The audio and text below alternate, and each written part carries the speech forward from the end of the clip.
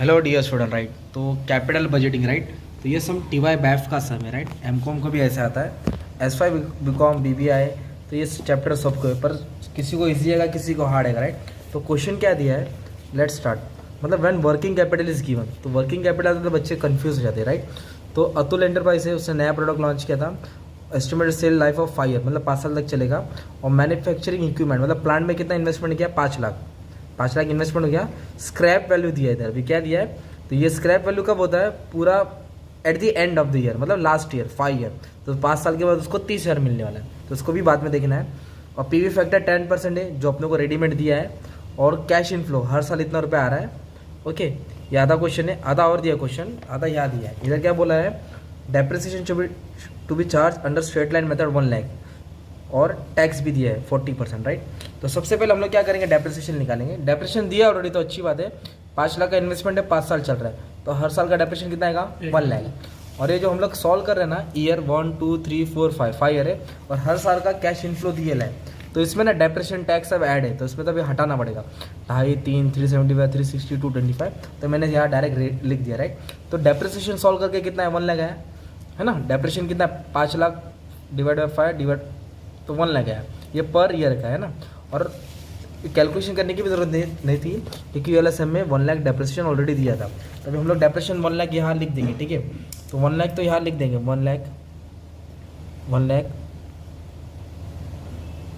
लाख, ये 1 लाख डेप्रिसिएशन है right. Straight line method है। बट सबसे पहले अपने को ये ढूंढना पड़ेगा कैश आउटले। आउटले का मतलब होता है इन्वेस्टमेंट, जो पैसा बाहर जा रहा है। तो इनिशियल इन्वेस्टमेंट 5 लाख किया, 5 लाख को तो प्लांट लाया ना। और इसमें क्या दिया है, वर्किंग कैपिटल दिया है। वर्किंग कैपिटल मतलब जो बिजनेस को ऑपरेट करने के लिए जो एक्सपेंडिचर लगता है राइट, रॉ मटेरियल स्टॉक वो सब। तो कितना दिया है, 40,000। तो 40,000 को क्या करना पड़ेगा, ऐड करना पड़ेगा। तो टोटल इन्वेस्टमेंट कितना हो गया, 5,40,000। ओके, ये मेन हो गया तुम्हारा है ना। अब इधर अपने को टोटल निकालना पड़ेगा ना ये, तो अभी इतनी बड़ी जर्नी अपने को सॉल्व करना पड़ेगा। तो डेप्रिसिएशन समझा कैसे है। तो अभी अपन ये जो आया ना डेप्रिसिएशन, इसको पहले लेस करेंगे। क्या करेंगे, पहले लेस, बाद में ऐड करेंगे। बाद में क्या करेंगे, ऐड। तो अभी अपने को मिलेगा प्रॉफिट बिफोर टैक्स। क्या मिलेगा, प्रॉफिट। तो इन दोनों को माइनस करना है। तो 2.5 लाख में से 1 लाख माइनस किया तो 1.5 लाख। 3 लाख में से 1 लाख गया तो 2 लाख। 375 में से 1 लाख गया तो 275। ये हो जाएगा 260, और ये हो जाएगा 125 है ना, 125। तो ये अपना क्या हो गया, मालूम है, प्रॉफिट बिफोर टैक्स। फिर क्वेश्चन में टैक्स भी दिया है। टैक्स रेट कितना दिया है, 40%। तो भी अपने को टैक्स निकालना पड़ेगा इसके ऊपर राइट। तो टैक्स किस पे लिख लेगा, ये अमाउंट जो है ना माइनस करके इस पर टैक्स लिखेंगे। तो 1,50,000 के ऊपर 40%, तो 60,000 टैक्स आया। तो सिंपली टैक्स का अमाउंट उठा के यहाँ लिख दो राइट। फिर 2 लाख के ऊपर कितना परसेंट निकालेंगे हम लोग, 40% निकालेंगे, तो 80,000 आएगा। फिर 2,75,000 के ऊपर कितना परसेंट टैक्स है, 40% है, तो 1,10,000 आएगा। 2,60,000 पे 40%, 1,04,000 आएगा। और इसमें कुछ 50,000 आएगा लगता है, 50,000 आ जाएगा। ये हो गया टैक्स है ना। फिर टैक्स को क्या करने का, माइनस करने का। टैक्स को क्या करने का, माइनस करेंगे। तो जब टैक्स को माइनस करेंगे तो आपको मिलेगा प्रॉफिट आफ्टर टैक्स। क्या मिलेगा, तो इसमें से ये क्या करना है, माइनस करना है।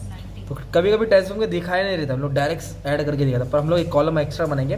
प्रॉफिट बिफोर लिखा ना, तभी आफ्टर, तो टैक्स माइनस कर दो। 1.5 लाख में से 60 क्या करेंगे, माइनस करेंगे, तो 90,000 आ जाएगा राइट।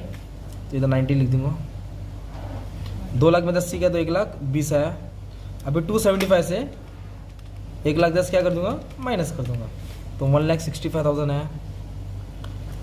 2,60,000 में से 1,04,000 क्या कर दिया, माइनस कर दिया, 1,56,000 आया। फिर 1,25 से 50 गया तो 75 आ जाएगा, ये 75। तो ये अपने को है प्रॉफिट आफ्टर टैक्स। क्या है, प्रॉफिट आफ्टर टैक्स। अब इसमें क्या करना है मालूम है तुमको, कैश इनफ्लो, ये फाइनल कैश इनफ्लो जो आफ्टर टैक्स है। तो इसमें डेप्रिसिएशन ऐड करना है। क्या करना है, डेप्रिसिएशन ऐड करना है। तो लास्ट में से घर बना देने का, तुमको याद रहेगा। तो जो टैक्स माइनस करेगा उसमें डेप्रिसिएशन क्या करेंगे, ऐड करेंगे। तो 1 लाख को 90 ऐड कर तो 1,90,000 आएगा। ये हो जाएगा 2,20,000, ये हो जाएगा 2,65,000। इसको ऐड कर लेंगे, 2 लाख, हाँ 2,56,000, 1 लाख और ये 1,75,000। सिंपल। और ये पीवी फैक्टर अपने को क्वेश्चन में दिया है राइट। तो पीवी फैक्टर दिया, इन दोनों को क्या करेंगे मल्टीप्लाई करेंगे, 1,90,000 को 0.909 से मल्टीप्लाई करेंगे तो मैं आंसर कॉपी कर देता हूँ, तो ये आंसर आ जाएगा। इन दोनों को मल्टीप्लाई कर देंगे 181,720, कैसा अमाउंट आ रहा है ये, इन दोनों को क्या कर रहे हैं मल्टीप्लाई, ये कॉलम को क्या कर रहे हैं मल्टीप्लाई करें, इसको मल्टीप्लाई कर देंगे 199,015। अभी इसमें तुमको सीखना क्या मालूम है क्या, सैल्वेज दिया है लास्ट में, तो उसका मतलब क्या और सैल्वेज कब मिला तो उसको भी लेने का, राइट। इन दोनों को 1,75,000 को 0.6216 से किया तो 1,08,675, तो इसका मैं टोटल है ना यहाँ लिख देता हूँ, टोटल प्रेजेंट वैल्यू, इसका जो टोटल है ना तो यहाँ लिख देता, ठीक है।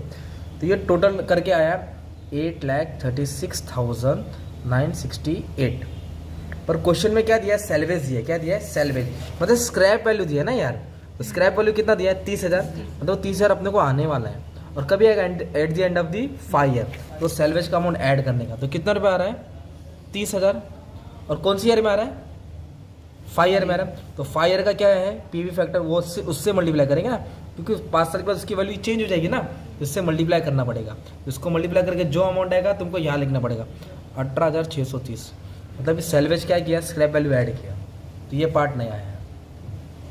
5th ईयर में आता है सैल्वेज लास्ट ईयर में, और कितना आया सैल्वेज 30,000, 5th ईयर में आया, 5th ईयर का रेट लिखा, राइट, पीवी फैक्टर मल्टीप्लाई करके अब इन दोनों को ऐड करेंगे तो आप लोग को मिलेगा total cash inflow after tax and depreciation, है ना।